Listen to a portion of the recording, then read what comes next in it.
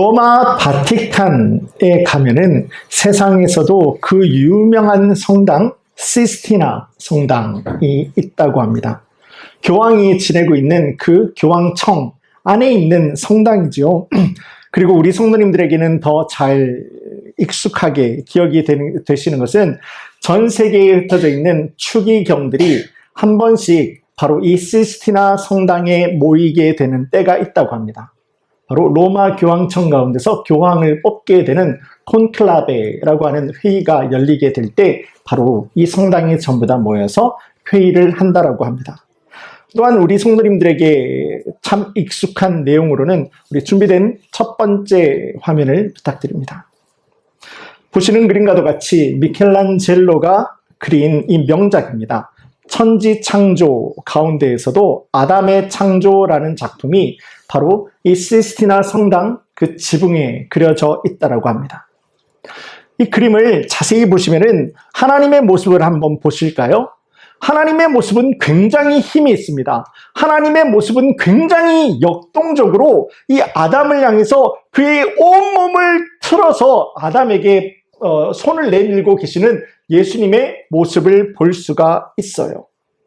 이 그림에서 미켈란젤로가 보여주고자 하는 것은 하나님의 최선, 하나님의 최선을 보여주고 있는 겁니다. 하나님께서 창조하신 이 아담, 곧 우리지요. 여러분들입니다. 우리를 하나님께서 붙드시기 위해서 하나님께서는 하나님의 최선을 다해서 그의 손을 내밀고 계신 거예요. 그에 반해서 우리 아담의 모습을 한번 볼까요? 아담의 모습은 어떻습니까? 비스듬히 누워서 이제 있죠. 그리고 그 손끝을 한번 보실까요?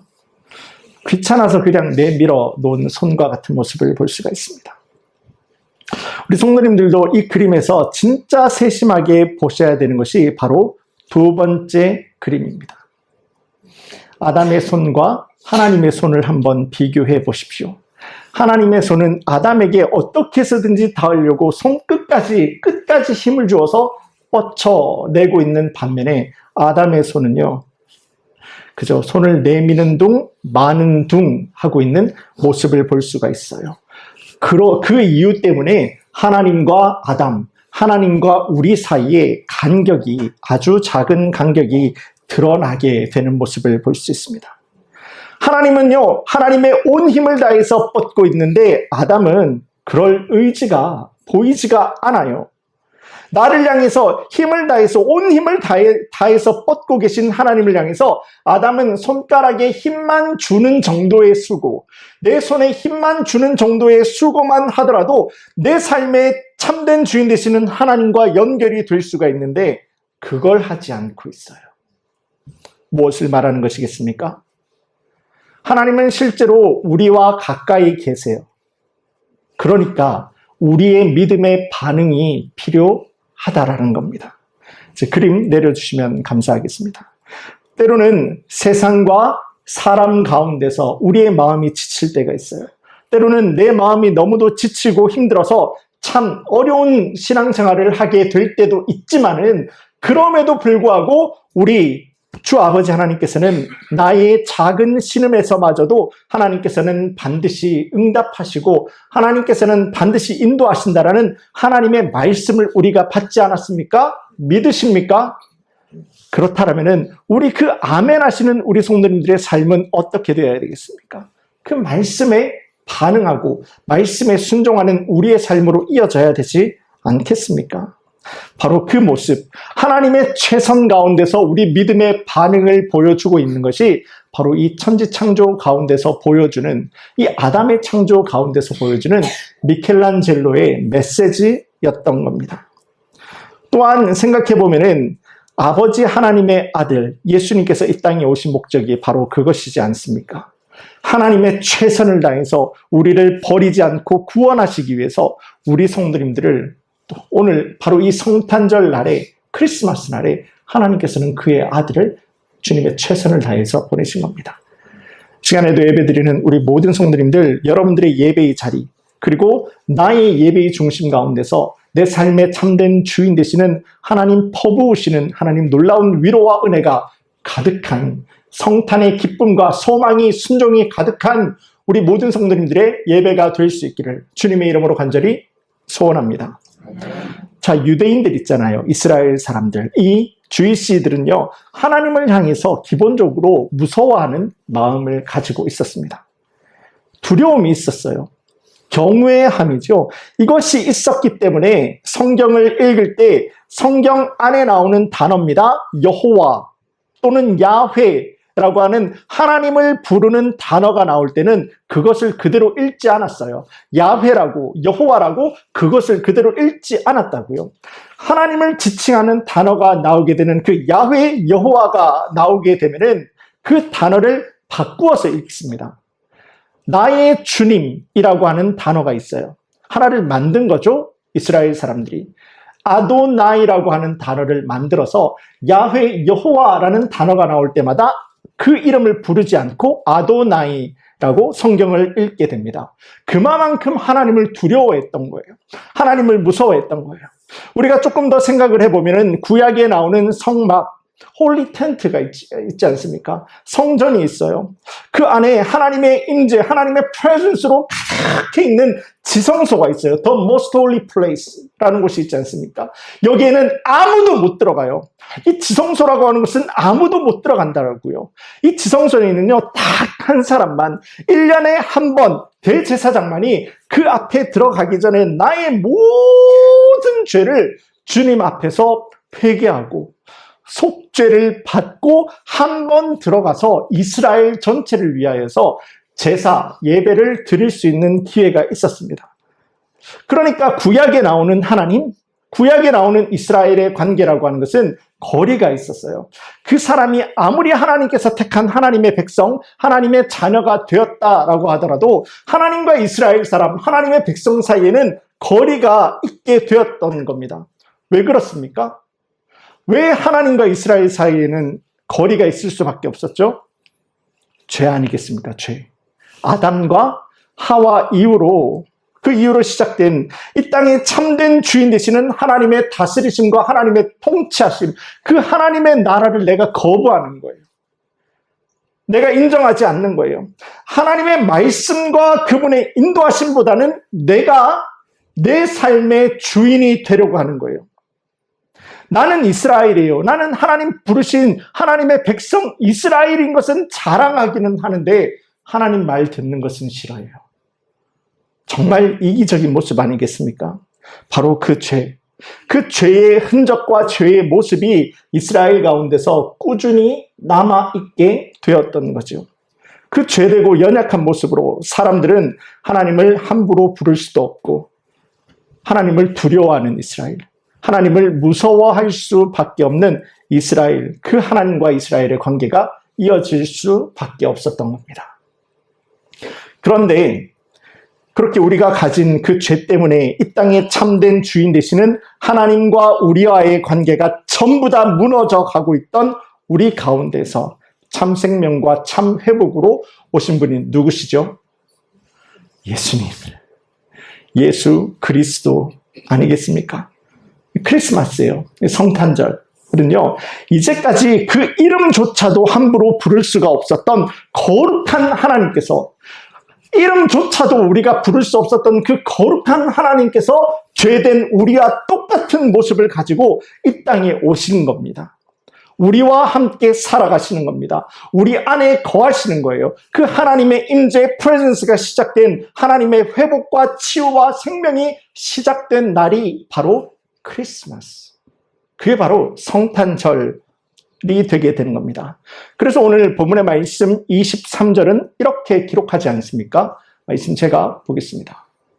보라, 처녀가 잉태하여 아들을 낳을 것이요 그의 이름은 임마누엘이라 하리라 하셨으니 이를 번역한즉 하나님이 우리와 함께 계시다 함이라. 자, 예수님께서 이 땅에 오셨어요. 하나님께서 예수님을 보내셨다고요. 하나님께서 예수님을 보내시면서 예수님에게 이름 하나를 주셨는데 그 이름이 무엇이었습니까? 임마누엘이라고 하는 히브리어입니다. 임이라고 하는 것은 누구누구와 함께라고 하는 의미가 돼요. 그리고 마누라고 하는 단어, 그 말이 우리라는 단어가 됩니다. 우리. 그리고 엘이라고 하는 단어는 우리 성도님들도 많이 알고 계신 것처럼 하나님이 되게 되죠. 그래서 이제 임마누엘이라고 하는 이 단어를 합치게 되면은 하나님이 우리와 함께 하신다. 우리와 함께 하시는 하나님이라는 단어가 되게 돼요. 하나밖에 없는 아들 예수님이에요. 나의 단 하나밖에 없는 아들 예수님을 이 땅에 보내시면서 그의 이름을 임마누엘이라고 하시는 것은 하나님께서 이제까지는 이스라엘과 하나님이 거리가 있었는데 이제까지는 있었던 그 거리를 부수면서 이제는 내가 예수 안에서 내가 너희에게 보내는 그 예수님을 통해서 내가 하나님이 너희와 반드시 함께 해주겠다 라고 하는 그 약속을 예수님을 보내면서 그 예수님에게 임마누엘이라는 이름을 주시면서 우리에게, 여러분에게 우리와 함께 반드시 하시겠다라는 약속의 말씀을 주신 겁니다. 구약시대의 그 두렵고 구약시대의 그 어려운 하나님께서, 그래서 그 이름조차도 한번 부를 수가 없었던 하나님께서 우리가 바뀐 것이 무엇이 있겠습니까? 여러분들이 이스라엘보다, 우리의 삶이 이스라엘보다 거룩한 것이 도대체 무엇이 있겠습니까? 우리는 오늘 또 넘어져요. 오늘 또 죄 지어요. 우리는 또 연약해요. 우리는 또 하나님을 거부합니다.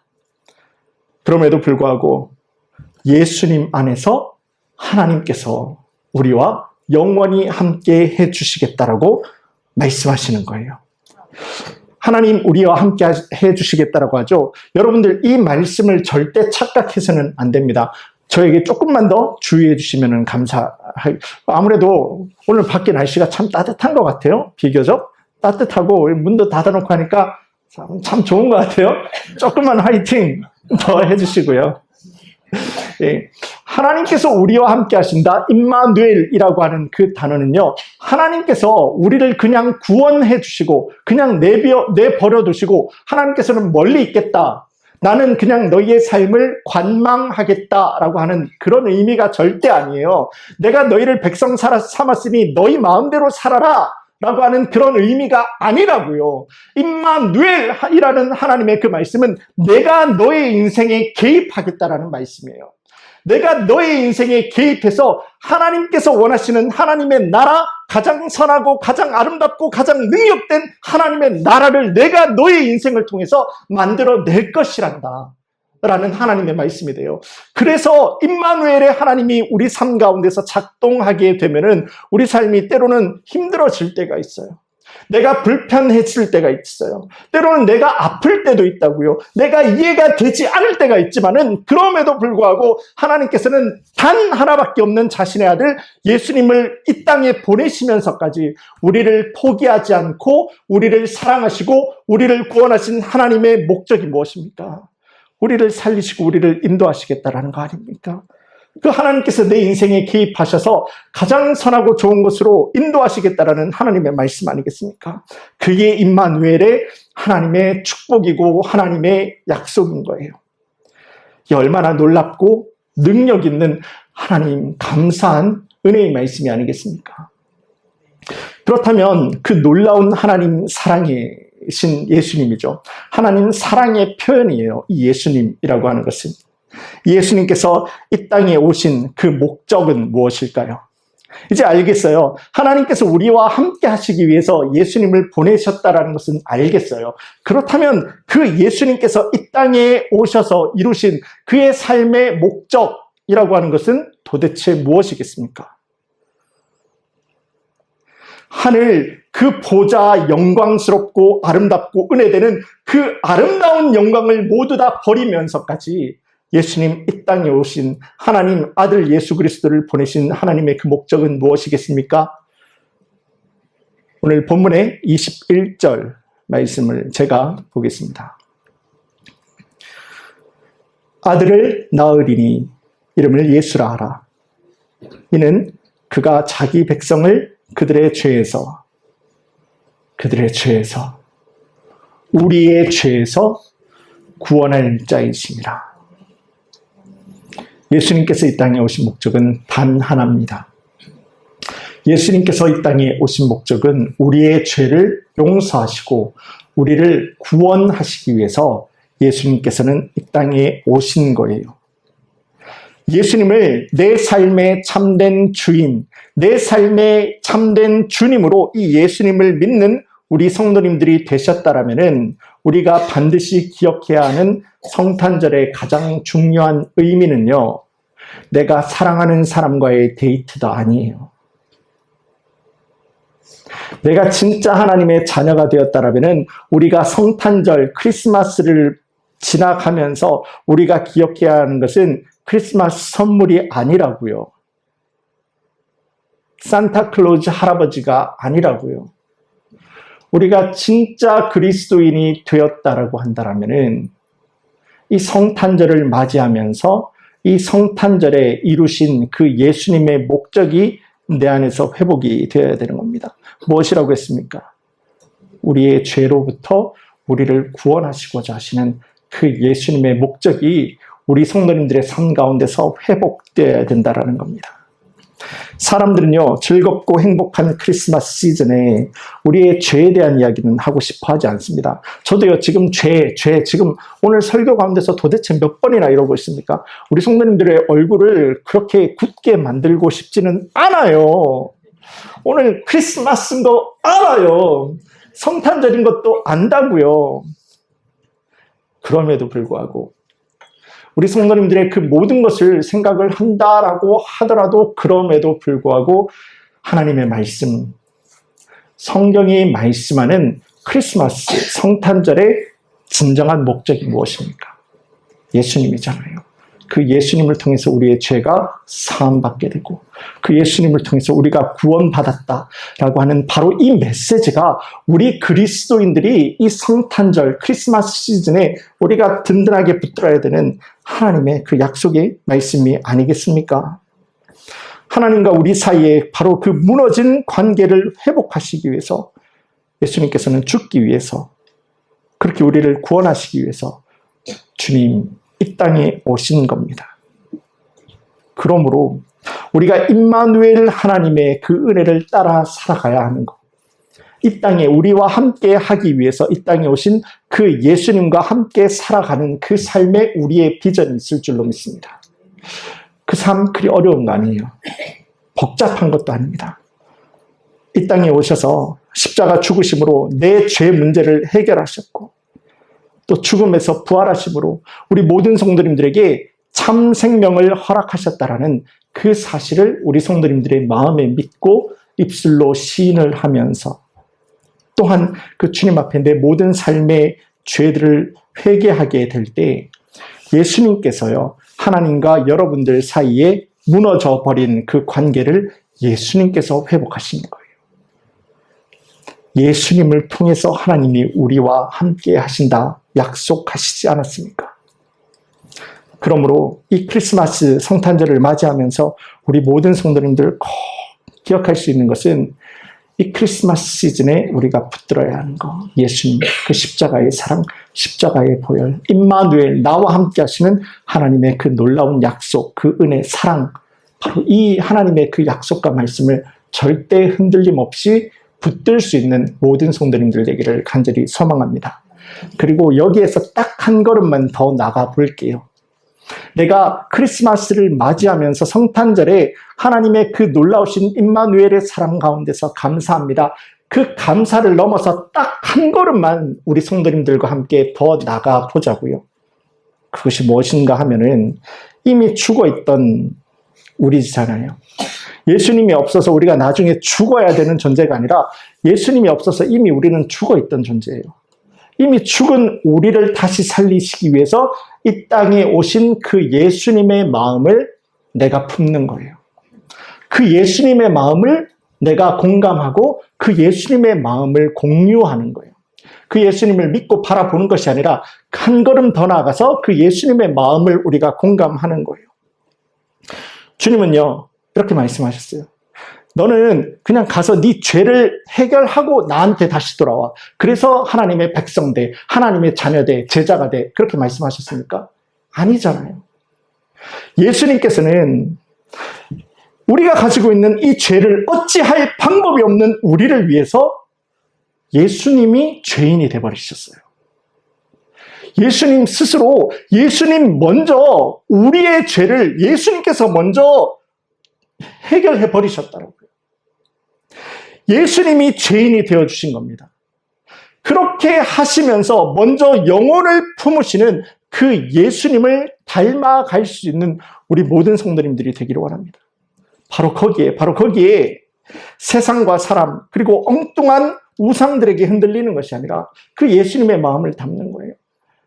우리를 위해서 먼저 우리가 되어버리신 그 예수님의 마음을 내가 품는 거예요. 우리 이웃을 향해서, 내가 이웃을 향해서 말만 하고 내가 손가락질만 하는 것이 아니라 그 우리의 이웃을 향해서 예수님의 마음을 품게 될 때 내가 우리의 이웃이 되어버리는 거예요. 섬기는 거예요. 한국전쟁 당시에 이 북한까지 치고 올라갔던 미군 해병 1사단과 미군 10군단 그리고 한국군 1군단이요. 갑자기 장진호 전투라고 하죠. 그 장진호 전투에서 막 밀리게 되면서 급하게 흥남까지 오게 됩니다. 그래서 이 흥남에서 배로 철수하는 작전을 벌이게 돼요. 그런데 이 흥남 철수 작전에는 원래는 이 피난민을 구조한다라는 그 작전이 없었어요. 이 군인들의 물건과 함께 철수한다라고 하는 작전만 있었던 겁니다. 하지만 지금 그 자리, 그 흥남이라는 곳까지 가보게 되니까요. 북한군을 피해가지고 이 미군과 이 한국군과 함께 도망쳐 나온 이 피난민들이요. 10만 명이 거기 있었더라고요. 100,000이에요. 어마어마한 사람들이 지금 여기 흥남에서 군인들과 함께 몰려있는 상황이 되었던 겁니다. 군인들이 보니까 지금 상황이 너무 심각한 거예요. 지금 우리가 이 한국군과 미군이 이 피난민들을 여기서 두고 떠난다면은 여기까지 따라온 사람들이잖아요. 한국군과 미군을 따라서 여기까지 따라온 사람들이 이 북한군이 그냥 가만히 놔두겠습니까? 그 생명을 그대로 보전해 주겠습니까? 그 힘들고 어려운 상황 가운데서 이 군인들은 어떤 결정을 내릴 수 있었겠습니까? 이 시간 다 함께 준비된 영상 보시겠습니다.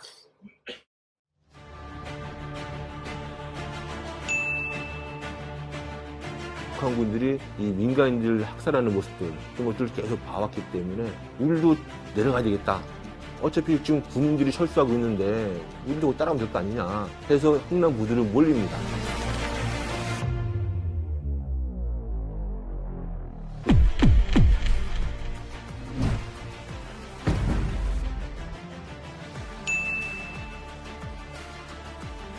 피난민을 태우고 가지 않으면은 한국군은 지네들은 걸어가겠다. 배 안 타고 걸어가겠다.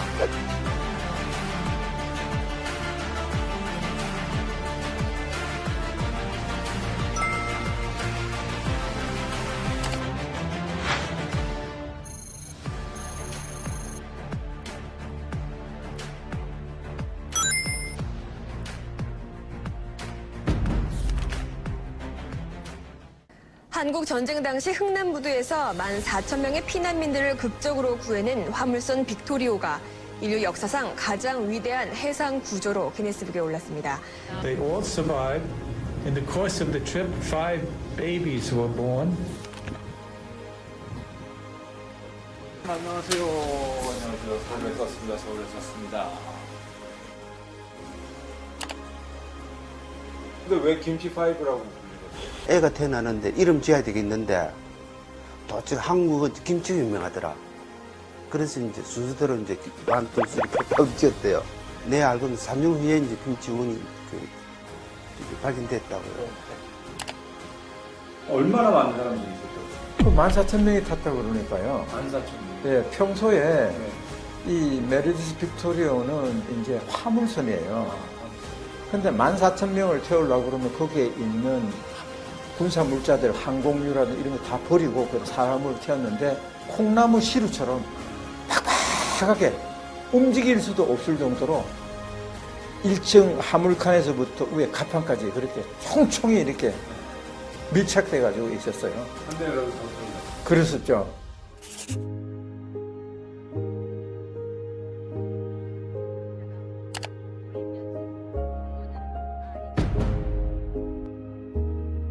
근데 참 아이러니하게도 12월 24일 날 철수가 끝납니다. 네. 근데 12월 25일 날 네, 크리스마스. 중공군이 그 지역을 점령을 합니다. 아, 진짜요? 예. 그래서 이거를 우리가 뭐 크리스마스의 기적이라고 표현하는 이유가 그런 사건이 있었기 때문에 그런 겁니다. 하루가 지연됐거나 그랬으면은 예. 그건 뭐 엄청난 뭐 난리 났었죠.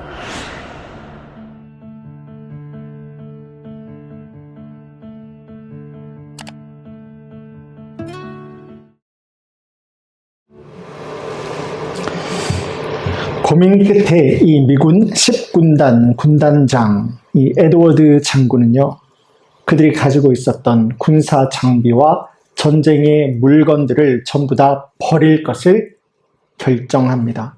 그리고 그 자리에 피난민들을 태우기로 결정을 하죠. 여러분들, 이 일을 그렇게 쉽게 생각을 해서는 안 됩니다. 도의적이니까, 사람을 살려야 되니까 당연한 거지라고 생각을 할 수가 없어요.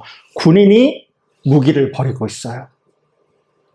그것은 군인이 자기의 목숨을 버리고 있는 것과 동일한 결정을 내리는 거예요. 나의 목숨을 버릴지언정 거기에 피난민을 태우겠다 라고 결정을 하고 있는 겁니다.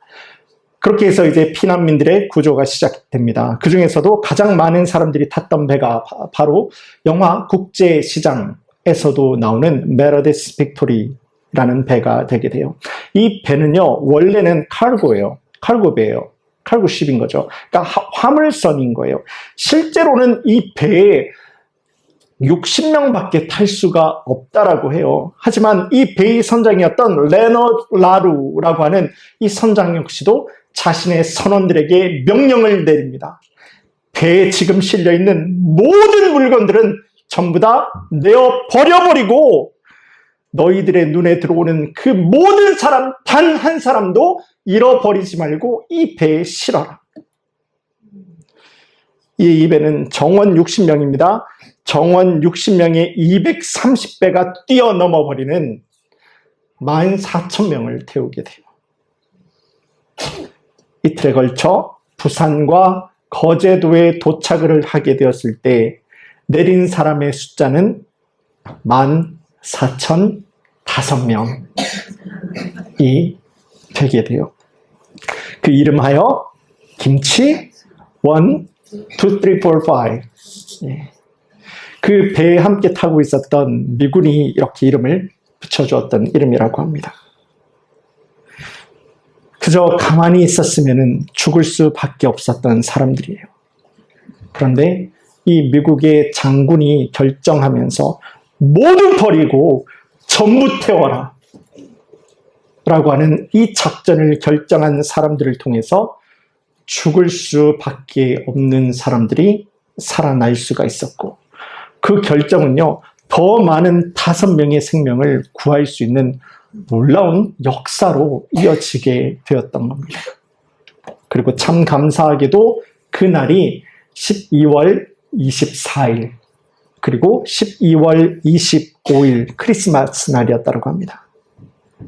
하늘의 모든 그 영광과 하늘의 그 모든 존귀와 감사와 찬양을 전부 다 내어버리고 우리를 살리시기 위해, 더 많이 우리를 태우시기 위해서 이 땅에 오신 그 예수님의 마음을 정확하게 기억할 수 있는 정말 복된 날에 일어난 참 아름다운 사건이지 않습니까? 말씀을 정리하겠습니다. 오늘 말씀의 서두에서 로마 바티칸에 있는 이 시스티나 성당에 있는 아담의 창조라고 하는 그 그림 이야기로 오늘 말씀을 시작하였습니다. 최선을 다해서 손을 내밀고 계시는 그 하나님에 비해서 별로 미지근하게 반응하고 있는 아담의 모습을 우리는 볼 수가 있습니다. 그저 내 손가락 하나만 힘을 주어서 뻗기만 하면은 내 삶의 진짜 주인 되시는 하나님을 닿을 수가 있고, 하나님의 통치와 하나님의 다스리심과 하나님의 나라를 살아갈 수가 있는데, 그것이 귀찮아가지고, 그것이 불편해가지고, 그것이 내 삶에 하나님께서 내 삶에 개입하시기 시작하면은 내가 불편할 것 같아서 하나님이 하나님 됨을 알고 있음에도 불구하고 손 하나 까딱 하지 않고 있는 거예요. 그런데 여러분들 지금도 보시는 저 그림의 저 모습이, 신앙의 미련한 모습이, 신앙의 교만한 모습이 혹시 지금도 예배 드리는 우리 성도님들과 저의 모습이지는 않으십니까? 오늘도 나를 향해 간절하게 구원과 은혜와 사랑과 축복과 능력의 손을 뻗고 계신 임마누엘 하나님 앞에서 과연 나는 어떤 믿음의 변화와 믿음의 순종의 삶을 살아가기를 원하십니까? 오늘은 특별히 성탄 주일로 우리가 예배를 드리고 있습니다. 우리 모든 성도님들 가운데서 우리와 함께 하시는 임마누엘, 내 삶 가운데서 나의 참된 주인 되시고 내 삶에 개입하셔서 우리 성도님들을 하나님의 뜻과 하나님의 꿈을 향해서 만들어 가시는 그 하나님의 인도하심 가운데서 여러분들의 제한을 주님 앞에서 풀어놓을 수 있는 그 귀한 믿음의 결단을 할 수 있는 우리 성도님들의 예배가 되기를 간절히 바랍니다. 그리고 내가 무너지는 거예요. 내가 무너지고 내가 확 무너지고 내 안에 무너진 바로 그 자리에 하나님의 말씀, 하나님의 기준, 하나님의 비전이 우리 성도님들 가운데서 든든하게 세워질 때에 이 땅에 오신 그 예수님의 목적, 우리를 살리시고 우리를 구원하시겠다 하시는 그 아름다운 하나님의 목적이 우리 모든 성도님들의 삶을 통해서도 더욱더 능력 있게 확장되어져 갈 수 있는 놀라운 참생명의 역사가 바로 오늘 크리스마스 성탄절부터 시작될 수 있기를 주님의 이름으로 간절히 축원합니다. 우리 다 함께 기도드리겠습니다.